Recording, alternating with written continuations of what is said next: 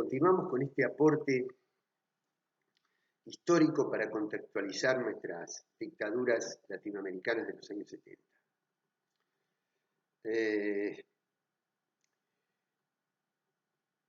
En 1971, teniendo en cuenta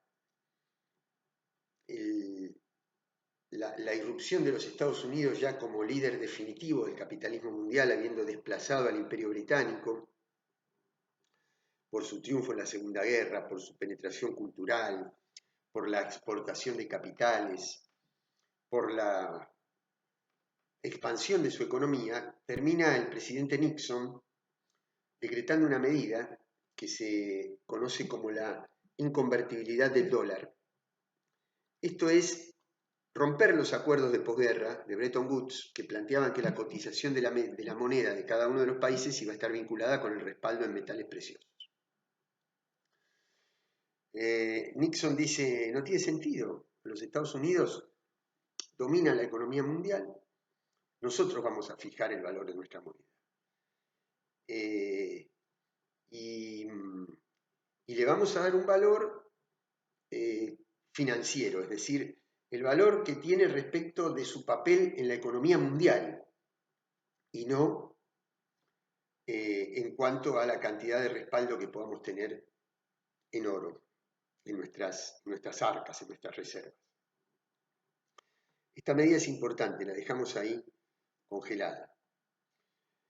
En el año 73, los países que habían conformado en los años 60 la OPEP, Organización de Países Exportadores de Petróleo, con base fundamentalmente en Arabia Saudita, Irak, Irán en Medio Oriente, Emiratos Árabes, y Venezuela, México y Ecuador, fundamentalmente en América Latina, países del mundo subdesarrollado, con gobiernos del tercer mundo, de países no alineados, pero explotado el recurso por empresas de capital multinacional, deciden sorpresivamente un incremento exponencial del precio del petróleo. Dicen, no puede ser que nosotros tengamos el principal recurso para la energía y para el funcionamiento de la industria mundial y no tengamos un precio acorde. Entonces, multiplican el precio del petróleo. En pocos meses, prácticamente se incrementa 8 veces, 800% el precio del petróleo, gradualmente, pero en saltos fuertes que impactan fuertemente en la tasa de desarrollo y de crecimiento de la economía del capitalismo, de los países industriales. Y era una medida que, por el incremento de la ganancia de los países petroleros, tendría que haber contribuido a achicar la brecha entre desarrollo y subdesarrollo. Tendría que haber ayudado a desarrollar a los países del sur. Bueno, los países del norte obviamente reaccionan. Primero se ven impactados, pero reaccionan inmediatamente. Se forma la comisión trilateral a instancia de un asesor del gobierno estadounidense en aquel momento, de Brzezinski, Henry Kissinger, que era el secretario de Estado de Nixon. Entonces reúnen a los sectores políticos, los sectores académicos y los sectores del poder económico de los tres grandes centros del capitalismo mundial, los Estados Unidos, Europa Occidental y Japón, y forman la comisión trilateral. Y ahí analizan qué hacer frente a ese impacto, no quedarse cruzados de brazos. ¿Qué hacemos? Bueno, estudiar la manera de que el petróleo incida cada vez menos en la tasa de crecimiento de nuestras economías, en la productividad final, es decir, cómo lograr la misma unidad de producción, pero con menos energía del petróleo. Esto, lisa y llanamente, es lo que acelera el ritmo de algo que se hubiera producido de cualquier manera, desde luego que sí, pero acelera el ritmo de la revolución tecnológica de los años 80, de la creación de la robótica, de la genética, de la inteligencia artificial, de la informática. Se precipita esto. Ahora, ¿cómo se financia? ¿Cómo se financia? Bueno, se financia con los mismos dólares que salían de la ganancia del incremento del petróleo. Y aquí es donde vuelvo a incorporar el tema de la inconvertibilidad del dólar. ¿Por qué? Porque Estados Unidos pone plazas financieras, multiplica los bancos, transnacionaliza los bancos comerciales, infecta de bancos de capital estadounidense todo el mundo desarrollado, luego también lo va a trasladar al sur, y fija la tasa de interés, el precio del dinero. Ya no está fijado por el respaldo en oro, está fijado por una decisión de la Reserva Federal, del Tesoro de los Estados Unidos. Y entonces incrementa las tasas de interés. ¿Y qué hace con esto? Generar un atractivo a la colocación de dinero en esas plazas financieras del norte.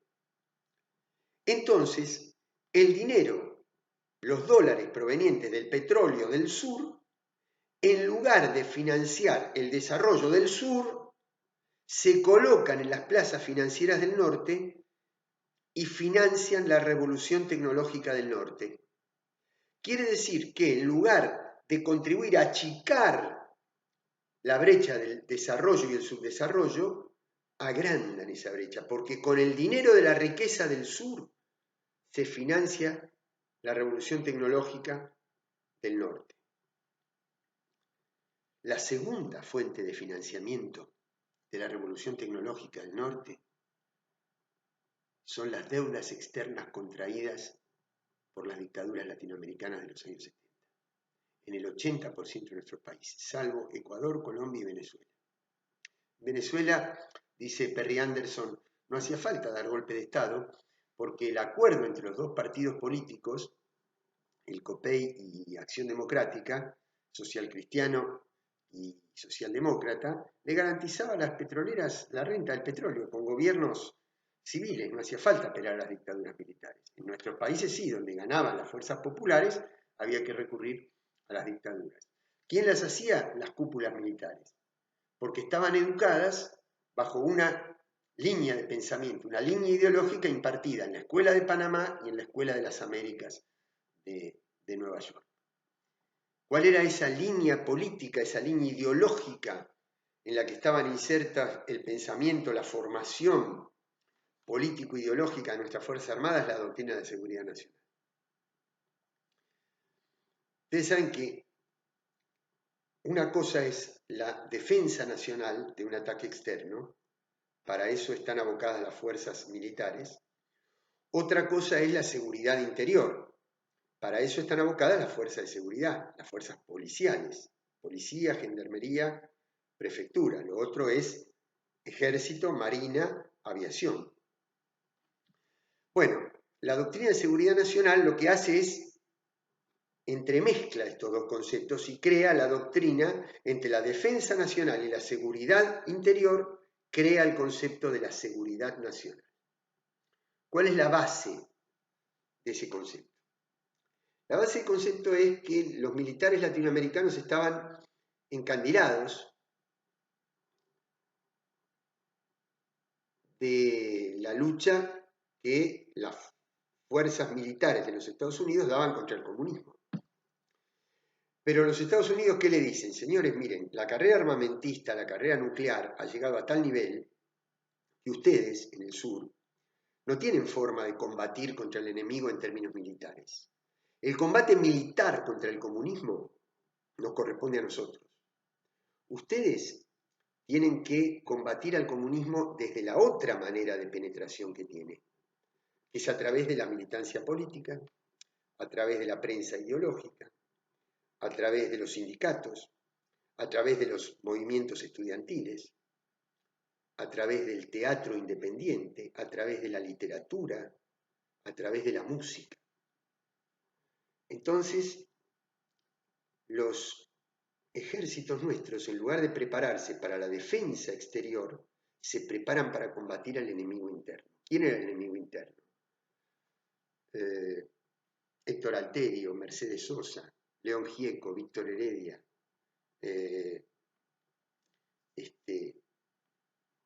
Ernesto Cardenal, Roa Bastos,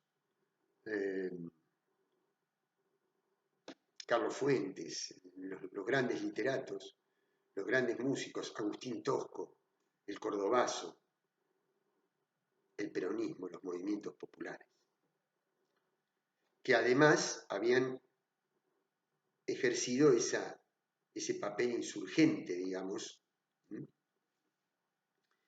Entonces,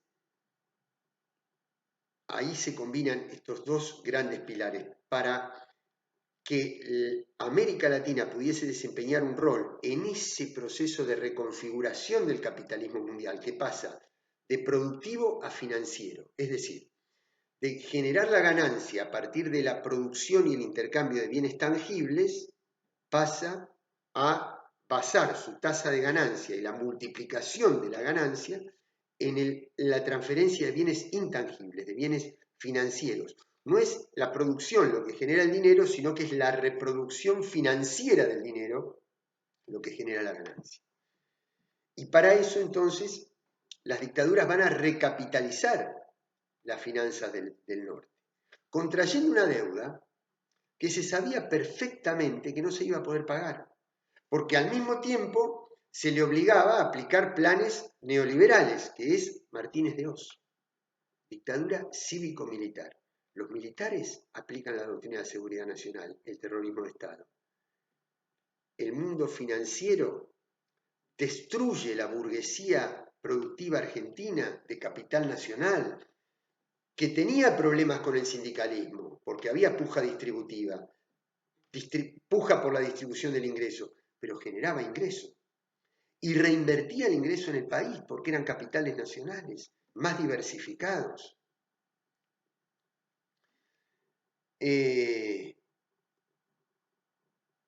Entonces, los militares aplican la doctrina de seguridad nacional, Martínez de Oz, el plan económico. Plan económico que ya no tiene más en cuenta los paradigmas anteriores del estructuralismo económico, la producción, el empleo, el desarrollo, la inversión, ¿no? La economía se va a fundar en tres variables que son estrictamente monetarias y financieras. Tipo de cambio, tasa de interés, barreras arancelarias, política arancelaria. Se bajan los aranceles a la importación para que vengan los productos del exterior y compitan y destruyan la industria nacional y el trabajo interno. Se baja el tipo de cambio para que el dólar esté muy barato y entonces el costo de la economía argentina es alto en pesos. Cuando hay que exportar no se estimula la exportación porque los dólares son muy baratos, no vale la pena exportar. Y se sube la tasa de interés y entonces si no vale la pena producir, vendo mi fábrica, se la vendo a los grupos concentrados que se forman durante la dictadura, Pérez Compán, Bulgeroni, Fortabat, Techín, etc. Esa burguesía diversificada se transnacionaliza y se concentra en los grandes dueños de la Argentina, que se vinculan con el sector financiero internacional, que son los que todavía hoy monopolizan la matriz productiva y de comercialización de nuestros países. Entonces se le venden las fábricas que ya no tenían incentivo para la producción interna y se coloca la tasa de interés. Cuando esto eclosiona, Martínez de Oz pone una medida económica que se llama la tablita, que es una especie de cronograma programado de descenso de las tasas de interés. Por lo tanto, los sectores de capital nacional se habían quedado sin la fuente de producción y después se quedan sin el dinero porque le baja la tasa de interés. La burguesía ya estaba destruida, había cambiado la estructura productiva del país y sabiendo que se aplicaba ese plan, Los organismos de crédito mundial prestan igual. ¿Por qué prestan igual? Porque no se trataba de un préstamo económico, se trataba de un préstamo político. Es decir, ¿qué hace un acreedor cuando sabe que su deudor no le puede pagar? Le ejecuta los bienes. Y eso fue la segunda etapa en los 90, después de la resistencia que trata de hacer Alfonsín, que finalmente no lo logra con éxito. Se le transfieren las grandes empresas del Estado. Pero esto se funda durante los años 70. ¿Por qué? Entonces, ¿por qué? ¿Por un hecho de maldad absoluta? No, no únicamente. No era únicamente la batalla ideológica contra el comunismo.